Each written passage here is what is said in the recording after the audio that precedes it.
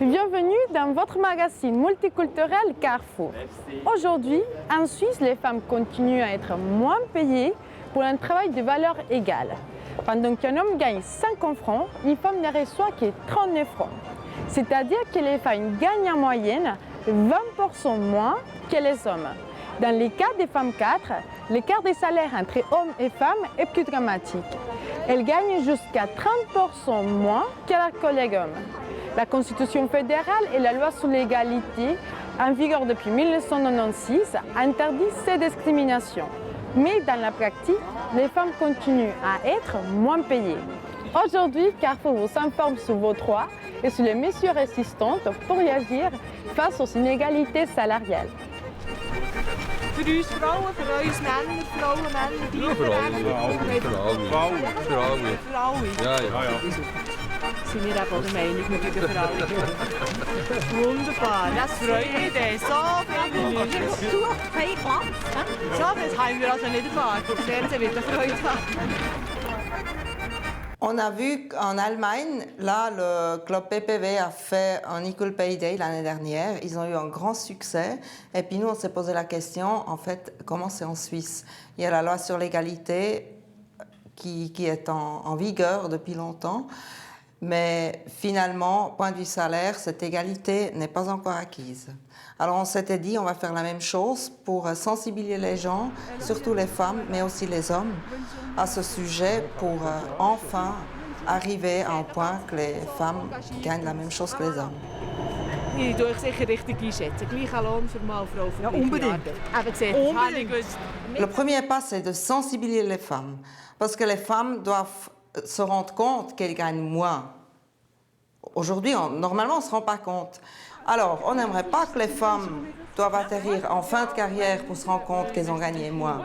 On aimerait qu'elles le savent. Maintenant, aujourd'hui, quand ils négocient le salaire, qu'ils ont pris conscience et puis qu'ils demandent plus. Pourquoi le 10 mars, l'Equal Pay Day? C'est la journée jusqu'à laquelle une femme doit travailler plus pour en arriver au même salaire. Alors, quand un homme il a gagné son salaire le 31 décembre, une femme doit travailler 49 jours de plus, ça fait le 10 mars. C'est-à-dire que la femme doit travailler jusqu'à le 10 mars pour gagner le même argent. Et ben voilà, on va revenir chaque année jusqu'à ce que nous, on est au 31 décembre. Bonne journée et à la prochaine année.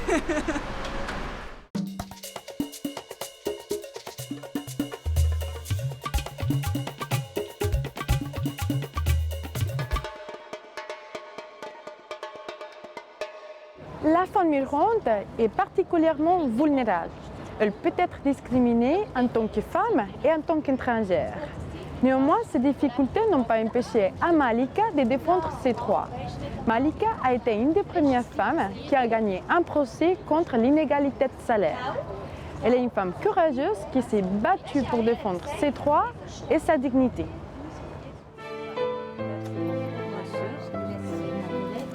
Merci beaucoup. Merci. Si tu peux rencontrer triomphe après défaite. D'accord, j'espère que... Recevoir Malika, merci d'être avec nous aujourd'hui. Vous êtes une des premières femmes qui a revendiqué et qui a gagné un procès. Et dis-nous, pourquoi est-ce que vous avez fait ces revendications? Première chose, parce que je suis déjà de métier mécanicienne de précision, donc ma diplôme était reconnu par l'Office fédéral en Suisse. Deuxièmement, c'est vrai au niveau économique, si on fait le même travail, il n'y a pas de raison que je gagne 1000 francs de mois. Et puis, troisièmement, il y a la dignité, il y a l'intégrité autant que femme. Et puis ça, c'est inacceptable. Vous travaillez avec des hommes? Tout à fait. Et vous faisiez le même travail qu'eux? Oui. Je travaille 4 à 5 ans. Au bout de 2 à 3 ans, je me suis rendu compte que je gagnais 1000 francs de moins que mes collègues hommes. Et puis, j'essayais de faire part à mes responsables, comme a répondu que métier mécanicien en Suisse femme, ça n'existait pas. Et puis, ma foi, c'est comme ça. Si ça ne me convient pas, j'ai que partir. Alors, qu'est-ce que vous avez fait en première? Est-ce que vous connaissiez déjà la loi sur l'égalité? Non, pas du tout. En tant qu'étranger, je ne connaissais rien du tout. Tout simplement, quelqu'un qui marche sur ma dignité, je ne pourrais pas permettre. Et puis, je cherchais tous les moyens, toutes les solutions possibles. Puis, j'ai tombé tout à fait au hasard à la télé, sur, comment ça s'appelle, télétexte. J'ai trouvé Bureau d'égalité. C'est au télétexte que vous avez trouvé l'information? Oui, oui. Donc, à partir de ce moment-là, je me suis renseignée, j'ai pris le rendez-vous et puis j'ai essayé de négocier, qu'il revoie la situation, mais c'était un bloc. Donc, Vous avez parlé avec votre employeur? Qu'est-ce qu'il a dit? il ne comprenait pas ce que je veux, parce que de toute façon, les femmes doivent être mariées, puis c'est leur mari qui doit les nourrir, loger, puis une femme, c'est là là-bas, c'est pour passer du temps. Pour lui, c'était normal que vous gagnez moins, seulement parce que vous étiez une femme. Et si vous voulez avoir mieux, il fallait se marier. Tout à fait. Il faut avoir un mari et puis c'est le mari qui s'occupe du reste. Au moment que j'ai revendiqué mes droits, j'étais licenciée. Donc, Vous avez été licenciée? Oui. Est-ce qu'ils ont le droit de faire ça? Justement pas au moment qu'on demande l'application de la loi où ils n'ont pas le droit de me licencier. J'ai fait un recours au tribunal, ils étaient obligés de me réengager. Et après, derrière, j'ai demandé l'application de la loi d'égalité salariale, donc travail égal, salaire égal. Tout simplement pour prouver que nous, les femmes, on n'est pas personne de deuxième classe, que nous, les femmes, on a de valeurs, on a des principes, on a la dignité, on a l'intégrité. Chaque travail doit être reconnu et payé à sa juste valeur. Vous êtes fière alors d'avoir fait ces combats? Tout à fait. Je ne regrette pas. Si ça refait, je le ferai. Aucun regret. Vous pensez que vous êtes un exemple pour d'autres femmes qui se trouvent dans la même situation que vous? Je ne sais pas, j'espère. Si tu peux conserver ton courage et ta tête. Et après, vous avez changé de métier. Tout à fait. Pourquoi est-ce que vous avez changé de métier? Je travaille actuellement à la clinique Cécile, où il y a justement les valeurs de la clinique, c'est les valeurs morales, où la plupart du temps, on soigne, on s'occupe des malades. Donc c'est déjà quelque chose que j'adore, j'aime le côté social aussi. Et ça m'apporte aussi, chaque personne que je rencontre, que je passe la journée, il m'a beaucoup apporté, j'ai beaucoup appris, j'ai beaucoup évolué parce que c'est complètement un domaine différent. Donc, très humain, l'autre approche, voir autrement les choses, la vie de l'autre côté, dans une atmosphère complètement différente. Ici, donc programme plus moi, le volume plus moi. Pour arrêter, c'est ici. Sonnette pour les infirmières. Et puis votre numéro direct donc sur la carte. Chaque jour, quand je sors d'ici, j'ai appris quelque chose. Je sais plus aujourd'hui qu'hier. J'espère que je saurai plus demain qu'aujourd'hui.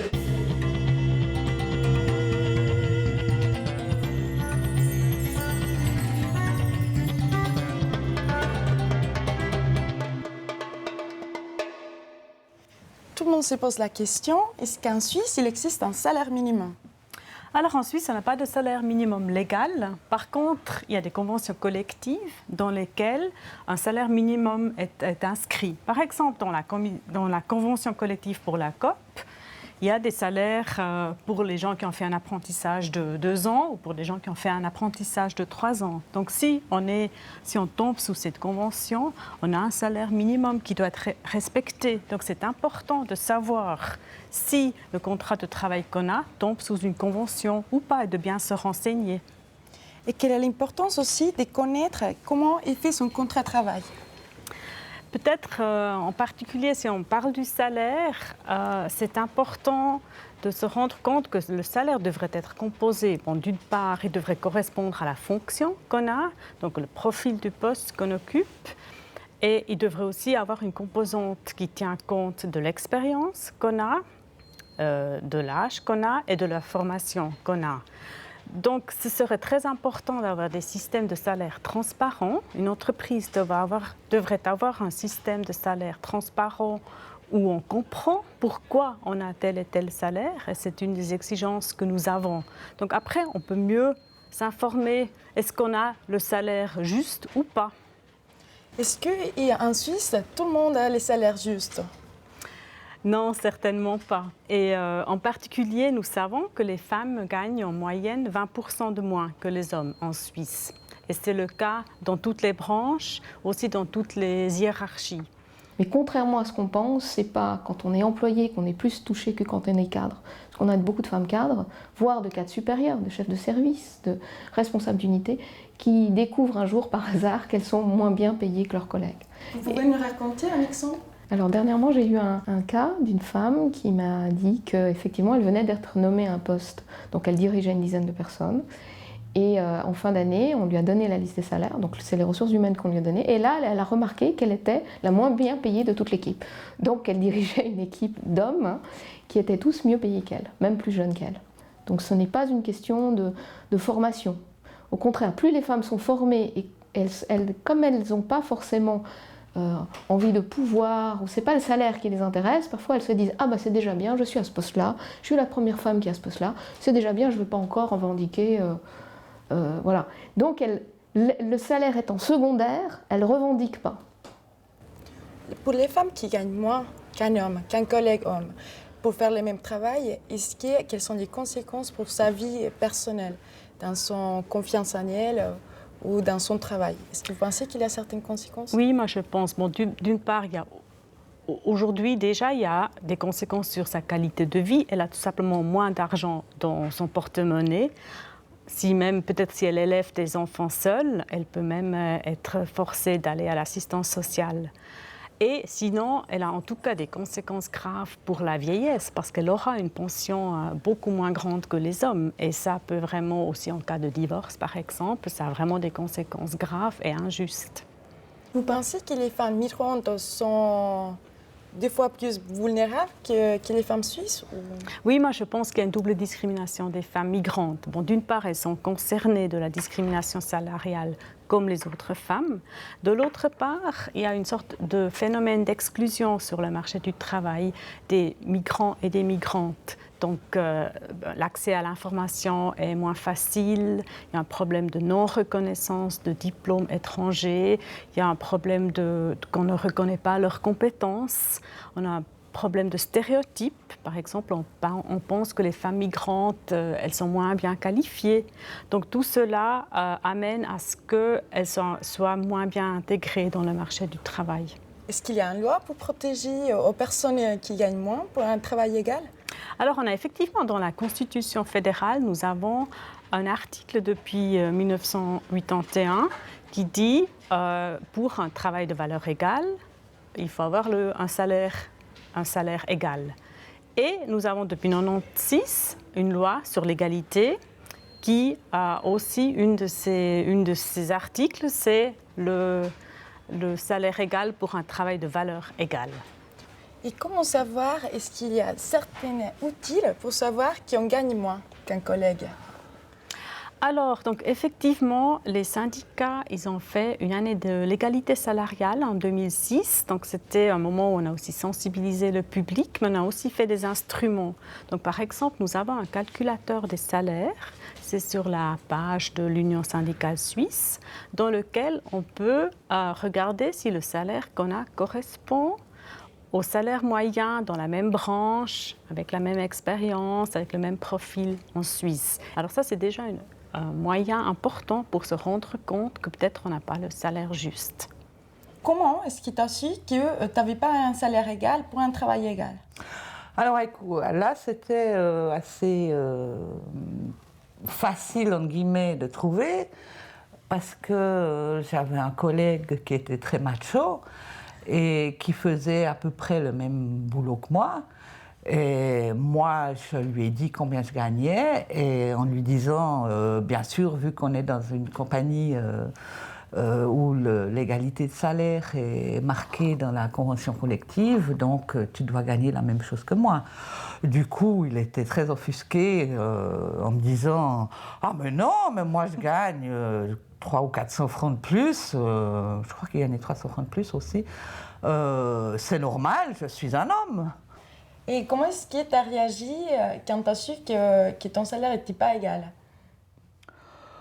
J'en ai parlé d'abord à l'interne et j'ai posé une question à la commission du personnel et très peu de temps après, je suis tombée malade. Donc, j'avais d'autres combats et d'autres questions à poser à bien d'autres gens avant de m'intéresser à ça.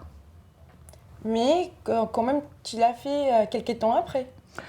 Ça m'a pris un peu de temps parce que j'ai pensé que une fois qu'on n'était plus employé, il n'y avait pas de possibilité de continuer un combat. Mais en réalité... Et j'ai appris qu'il y avait au fait encore 5 ans après la termination du contrat pour porter plainte. Je me bats pour mes collègues qui travaillent encore là-bas ou qui viennent de partir. Et je me dis que si j'ai un jugement positif, les choses vont changer pour elles comme travailleuses tout à fait directement. Selon la loi sur l'égalité, on peut revendiquer que la différence de salaire qu'on n'a pas eue, qu'elle doit être versée jusqu'à 5 ans en arrière. Donc ça peut arriver à une somme assez importante. Et si pour on les gagne collègues, le procès. il y a aussi certaines conséquences ou... Alors, dans ce cas-là, et puis ça, on pourrait essayer, une organisation comme un syndicat ou aussi une organisation féminine, elle peut faire une plainte collective où on demande, mais après il faudra quand même des plaintes individuelles, mais on demande pour tout un groupe de personnes d'augmenter leur salaire. Vous pensez que peut-être les femmes migrantes qui ont vécu d'autres expériences ailleurs, ils peuvent apporter quelque chose aux femmes suisses pour revendiquer ces droits? Alors j'ai remarqué que les femmes migrantes sont plus choquées par la situation des femmes en Suisse en général, peut-être parce que la comparaison avec d'autres pays, ou alors dans d'autres pays, elles ont dû lutter pour obtenir ces droits. Donc quand elles viennent en Suisse, elles sont étonnées que les femmes ici luttent pas autant, et elles s'imaginaient qu'il y avait plus d'égalité, qu'on n'avait pas besoin de revendiquer autant.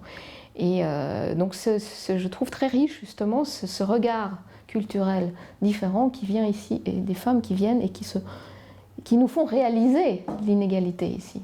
Parce qu'on a l'impression, on est à l'intérieur, on a l'impression que le système va très bien. Et puis c'est souvent quand on sort du système qu'on remarque ce qui ne va pas. Voilà. Quels sont les éléments clés pour avoir une juste négociation de son salaire? Alors lors de l'entretien d'embauche par exemple, ça c'est déjà un moment important, il faut bien situer, on a souvent la question, quel salaire vous désirez? Et là il y a des femmes qui par exemple se disent je ne vais pas demander trop parce que je veux être sûre d'obtenir ce poste. Et j'ai eu un cas de femme qui n'a pas obtenu le poste parce qu'elle a demandé trop bas par exemple. Donc elle n'était pas crédible. Donc ce que je dis aux femmes quand elles ne savent pas très bien, je leur dis bon écoutez, si vous étiez un homme, quel salaire vous revendiqueriez? Il faut dire ça aux femmes. Mettez-vous dans la peau d'un homme, ne regardez pas ce que gagne votre mari ou qu'est-ce que vous osez peut-être pas demander, mais qu'est-ce qui est à votre avis juste pour que vous puissiez vivre avec ce salaire-là. Et quels autres éléments? Alors ensuite, concernant la négociation qu'on a, parce qu'effectivement on arrive avec un certain salaire, ensuite il y a l'évolution du salaire dans l'entreprise. Et c'est là où les femmes on doit apprendre à aller régulièrement parler de leur salaire et d'évaluer leur travail auprès de leur employeur.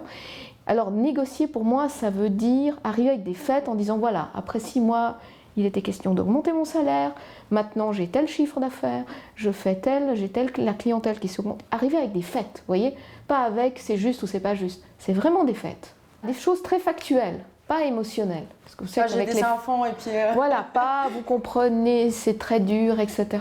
C'est vraiment, voilà, ça fait 3 ans que je suis là, je le mérite, quoi. C'est une façon de le dire sans s'énerver, en étant juste sur des choses très factuelles, sur lesquelles on ne peut pas vous dire non, quoi. Parce que ça, c'est un langage qui est plus masculin que l'émotionnel. Madame Pirot, merci beaucoup d'avoir été avec nous aujourd'hui.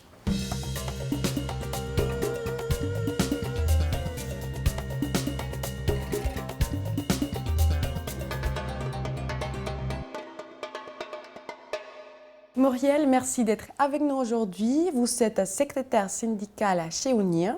Nous sommes avec vous pour résoudre certaines questions sur les déductions sous les salaires et savoir à quoi elles correspondent. Pourriez-vous nous expliquer? Alors les principales déductions sont l'AVS, l'assurance vieillesse, l'AI, l'assurance invalidité et l'assurance perte de gain. Ces 3 déductions, donc elles sont obligatoires en Suisse. Les déductions sont effectuées chaque mois sur le salaire et la déduction totale est de 11%, mais elle est payée à moitié par l'employeur et à moitié par l'employé à un taux de 5,05%. Et à quoi elle sert? Alors elle sert à financer pour l'AVS la retraite, pour l'assurance invalidité la rente de personnes invalides. Et puis pour la perte de gain, elle sert à payer le salaire des personnes qui sont soit au service militaire, soit pour les femmes qui ont accouché. Parlez-nous des autres assurances importantes qui sont aussi déduites du contrat de travail. Alors les autres assurances importantes, il y a l'assurance chômage qui est obligatoire. Donc le taux de l'assurance chômage, le pourcentage est de 2%. Là aussi, c'est une cotisation qui est payée à moitié par l'employeur et à moitié par l'employé. Donc c'est 1% l'employé et 1% l'employeur. Quand est-ce qu'on cotise au deuxième pilier? Alors pour cotiser au deuxième pilier, il faut gagner au minimum 20 000 francs par année. Donc le deuxième pilier, qu'on appelle aussi loi sur la prévoyance professionnelle, vise à constituer un capital. Et puis c'est ce capital qui, à la retraite, est reversé aux personnes sous forme de rente. Alors le deuxième pilier, en fait, il est toujours payé comme la plupart des autres assurances, qu'on appelle paritairement. Donc l'employeur paye au moins la moitié de la cotisation. C'est une cotisation mensuelle qui est également déduite du salaire. Toutes ces réductions, comment est-ce qu'on peut savoir à quoi elles servent et quels sont les pourcentages? Est-ce que l'employé peut les savoir Alors disons, ces déductions, la première chose, je dirais, c'est d'avoir des fiches de salaire écrites, mensuelles, sur lesquelles on peut vérifier que ces déductions sont bien effectuées. En ce qui concerne l'AVS, il y a un moyen relativement simple, c'est d'aller sur le site internet de l'AVS et à ce moment-là, on peut remplir un formulaire et demander un décompte AVS qui donne le décompte de toutes les cotisations AVS qu'on a cotisées chez tous ces différents employeurs. Ce sont surtout les femmes qui gagnent 20% moins que les hommes. Qu'est-ce qu'elles peuvent faire? Comment est-ce qu'elles peuvent réagir face à cette discrimination? Bon, d'une part, c'est vraiment important qu'elles se renseignent bien. Parce que, comme on a dit, justement, les salaires ne sont pas très transparents. Il faut aussi savoir qu'en Suisse, on a un grand tabou pour parler des salaires. Donc, c'est très important, bon, d'une part, de se renseigner quels sont les salaires qui sont de vigueur dans la branche dans laquelle on travaille. C'est important de parler avec les collègues, aussi avec les collègues masculins. Peut-être qu'on va se rendre compte qu'ils ont un salaire plus haut qui n'est pas justifié. C'est important de se renseigner si on a le soupçon d'une discrimination, par exemple auprès d'un syndicat, aussi pour savoir comment procéder. Et après, c'est important de prendre des démarches et de lutter pour un salaire plus juste.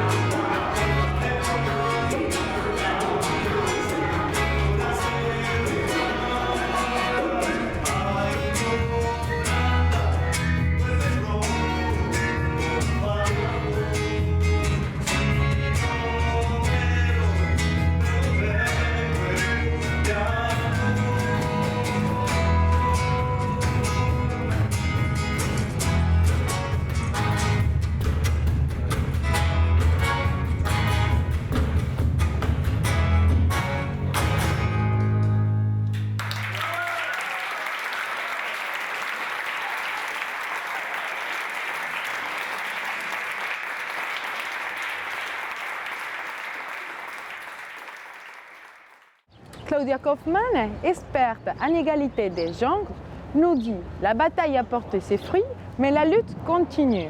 Pour trouver plus d'informations sur l'égalité de salaire, visite notre site internet www.alavistatv.net. Merci pour votre fidélité. On se retrouve le mois prochain. À la prochaine et à la vista. On a parlé que les femmes, elles gagnent environ 20% moins que les hommes. Pourquoi ce ne sont pas les hommes qui gagnent 20% moins que les femmes? Alors, je pense qu'effectivement, le travail des femmes vaut moins dans notre société. Donc, je pense que c'est ça qui explique finalement cette différence. Et ça a été de cette manière-là depuis des siècles ou c'est contemporain? Non, ça c'est certainement une chose qui est enracinée profondément dans notre société. C'est en fait le patriarcat, la domination masculine.